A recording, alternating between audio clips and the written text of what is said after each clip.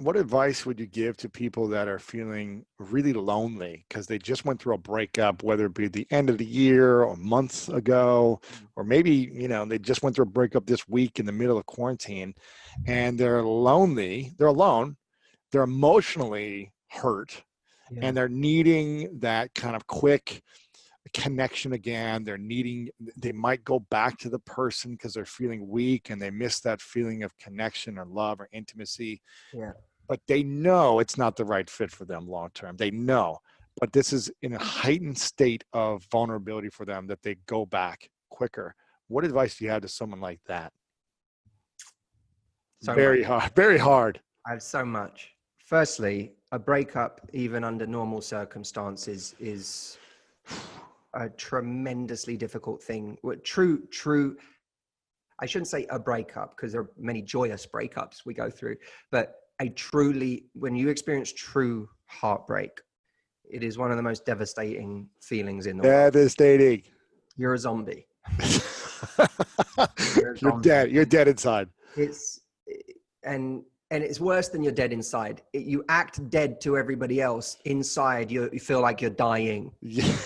That's true. On loop all day. You can't get out of it. Yeah. Yeah. In a breakup, and this is as true now. Now's no different. People need to recognize that now is just a difficult breakup on steroids, right? If you're going through heartbreak right now, you're just doing it on steroids, but it's just the same emotions. So don't fret that, oh my God, why did it have to happen now when this was going on? You're giving it a big story. It's still just the same emotions of heartbreak. You're just experiencing them in a heightened way. And you don't have the ability to rebound physically with that person or a new person, which we could see as a gift. Right. Why is that a gift? Because there are plenty of things, as my brother Stephen Hussey, a wonderful writer for our website, as he says, in a breakup, there are two methods of recovery. There's the athlete recovery method, and there's the hangover recovery method. You're going to like this, Lewis. Tell me. I love it. You haven't heard it before, but you're going to love it because the analogy is perfect for you. I love it. The hangover recovery method, you think about how people deal with a hangover. They wake up, they eat greasy foods because they're like, oh, I just need something to make me feel better. They watch crap TV. They lay on the sofa. They wake up at 2 p.m. Yeah. Shut all the blinds. Don't let any light in. Eat ice cream. Essentially, they do all of these things that are temporary kind of pleasure and comfort, but ultimately are not nutritional and are not the things that are needed to get, what's needed? Massive amounts of hydration. Water. Go take a walk. Sunshine. Yeah. Right. Exercise. Get the metabolism moving again. Get that crap out of your system. That's all the stuff that's needed in that moment. But it can feel harder to do the things that are actually going to get you out of it. Now look at the way an athlete recovers in an injury, right? You know better than anybody. Yeah. You don't, firstly, you still train whatever you can train.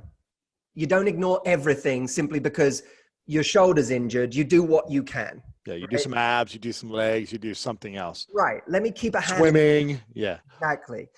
You eat well. You get tons of rest, as much rest as you possibly can. You do rehab where necessary, but you don't do so much that it injures what you're doing. Yeah, you reset your vision.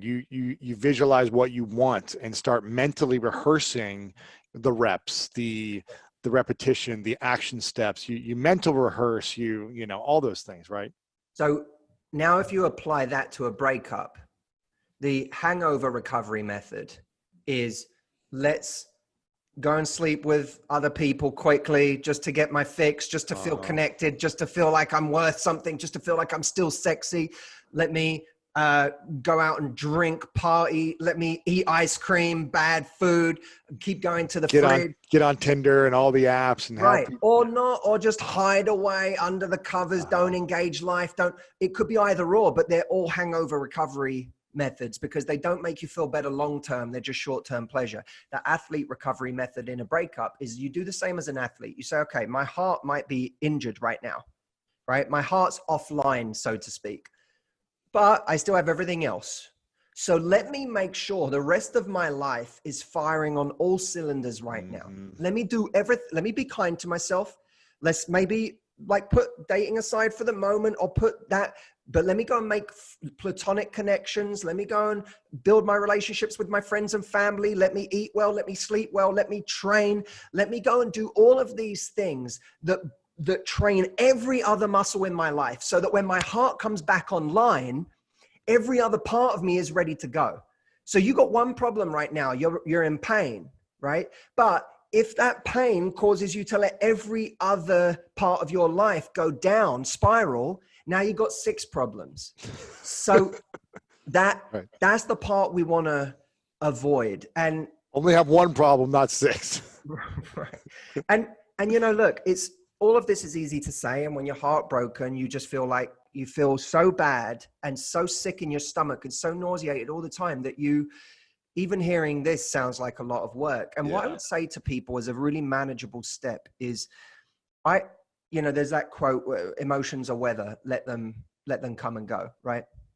And that's true. Emotions are weather. I used to think that emotions were really important. A friend of mine, Jameson Jordan, who shoots my videos, he would always tell me whenever I would be in a real funk, a bad place, whatever, I would talk to him about it. He was one of the closest people to me. And I always remember he used to say to me, like, I just think you think your emotions are more important than I feel like mine are. You put more emphasis on your emotions. You like think they're really important. You think your emotions are you. Yeah, he would be like, you just seem to like give more weight to your feelings than I do. And at the time, I didn't quite hear that. And over time, I've come to understand what that means. And of course, a lot of this is taught in mindfulness training, meditation, and so on. But that idea that just because you have a thought, just because you have an emotion, it doesn't make it important. And in a heartbreak, just because you miss your partner, that doesn't actually make that feeling that important. Just because you feel hurt and you feel like, oh my God, I'll never find anyone like that again. That's just a thought and an emotion that's attached to that thought. And it doesn't make it that important. And so when I was going through terrible times, when I've gone through heartbreak, one of the key lessons I learned was, okay, there's really cloudy skies right now. That's the weather, right? And it feels like that weather will never pass. But what I would begin to pay attention to is I would realize, oh, for the last 20 minutes, I didn't think about my breakup. The small wins. I'd be like, yeah. And often you only notice it after the fact. Because when you're in it, it could be that you're in a flow state with your work and that's taken you out of it. It could be that you're having a funny moment with a friend. It could be that you lost yourself in a movie. It could be you just had a conversation with your brother, your mother, whoever. A workout, yeah. For a few minutes, even if it's just 5, for 5 minutes, you noticed, I felt better. And maybe I didn't feel amazing, but for 5 minutes, I didn't feel like I was dying. I didn't feel suffering. And when that happens, here's what I would say to myself. I'd be like, well, that's interesting. Notice those things as interesting. And this applies not just to heartbreak, but to depression, to anxiety, to all sorts of different emotions that are undesirable. When you notice that for 5 minutes of your day, you didn't feel that thing. Because here's what happens. We have our, whatever is our home, whether it's depression, heartbreak, anxiety, sadness, we have our home that we go to. Yeah. 90% of our day. And when we feel that, we focus on it so intensely that it becomes very difficult to get out of it because we are focused on that 90% the whole time. And what we don't acknowledge is this interesting window in the day where we didn't feel that. And that window has some clues, there's some truth often in that window, that 5% of the day where you felt all right. There's some truth there that's waiting to be discovered, enlarged, held under a microscope. And what I would do is when I would feel better for 5 minutes, I'd go, well, okay, so if nothing else, what did that prove? It proved that it's possible for me to feel better. I had a reference point for the fact that I could feel better. And then you go, well, if I felt better for 5 minutes, if I even felt better for a minute, let's make more of those. Mhm. What was happening? How did I do it? I might not be able to get my day to the point where I even feel good for a quarter of the day right now, right? That might be an unrealistic goal. But if I had 1 good minute or 1 good hour, let me make the new goal, not to be great or to be happy or to get over this, just make more of those. Yeah. And multiply those moments, multiply those minutes into 5 and 10 and 20 Which is a minutes. manageable task. Suddenly Yes. getting over your heartbreak, you need to get over it, dude. You know, blah, blah, blah. That's not practical advice for someone who's going through hell. But for someone who realizes that just for 5 minutes, the clouds parted and they go, oh my God. It's like one of my favorite movies, Swingers, where Mikey is always thinking about his ex and who he left, and then now she won't come back to him 6 months ago or whatever, and he's constantly talking about it, obsessing about it, suffering in pain, and then he finally learns to just put his attention somewhere else. That's right. For a few minutes, and then put it for an hour, and then he goes on a date with someone, and then That's right. he forgot he thought about her for a day, and he was like, wow, I didn't talk about her all today, you know. And it's Lewis, like, here's what's so important about that, because what's really interesting about that movie is he begins to do these things that slowly start to create more moments of good weather in his day. He goes salsa dancing, he does this, he does activities. Yeah. Right. But what we have to be aware of, you have to respect whatever is the drug, whether it's your ex, whether it's genuinely a drug or booze, or whether it's a situation that makes you feel bad or whatever. Often when we start to create more good weather, we start to take for granted that the bad weather can't appear now. It's like, oh, I'm past it. Yeah, no, it could come back. A storm could come raging through again. Your ex could text you, and if you text back and start engaging, knowing what happens, that when you start in a conversation with that person again, you're going to spiral. You're not respecting the drug. You might have been clean for months or years, but you got to respect the drug, because you don't is when you get cocky and you don't remember that there are rituals and routines and practices daily that got you to this good state.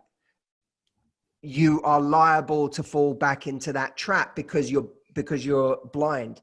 Don't be blind. Don't be afraid. It's not about fear. You're not fearful. You're not worried, because you know, if I didn't die at the height of my breakup's pain, if I didn't die on day 2, I'm not going to die on day 22 or day 52 or day 1002. If I could deal with this at the height of its pain, I'm not going to die now. So I'm not going to be afraid of this, but I'm also going to respect it. And know that there are certain things that make me feel better in my day, and I have to consciously put them into my day, because the moment I take for granted that I just feel better, that's when that thing starts creeping.